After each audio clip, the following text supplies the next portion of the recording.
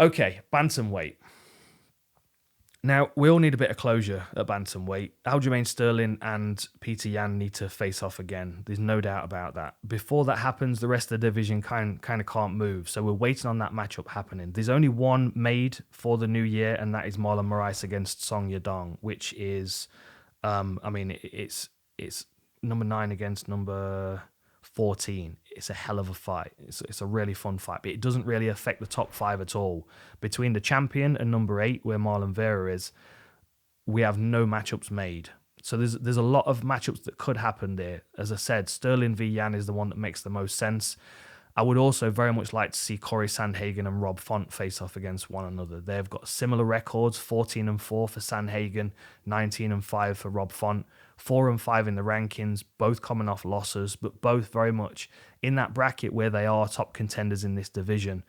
Unfortunately, one is going to have to climb over the body of the other, and that's, the only way we find out these contenders is by matching them against one another. It's a really, really good matchup. I don't really want to see either of those guys pick up a second loss, but I do want to see one of them move back towards a title shot. So that is a fight to make for me. But the main, if I'm picking one fight in this division to make, there's a no-brainer, and one that I feel like has got a timestamp on it.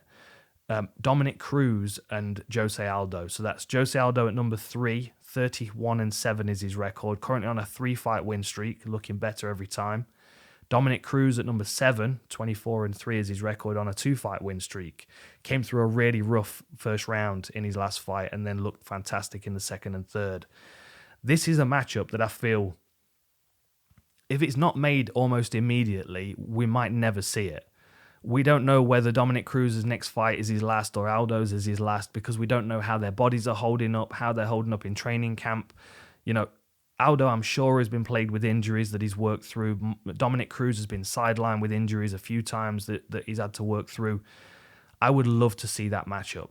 Cruz, a footwork specialist, Jose Aldo, a Muay Thai specialist.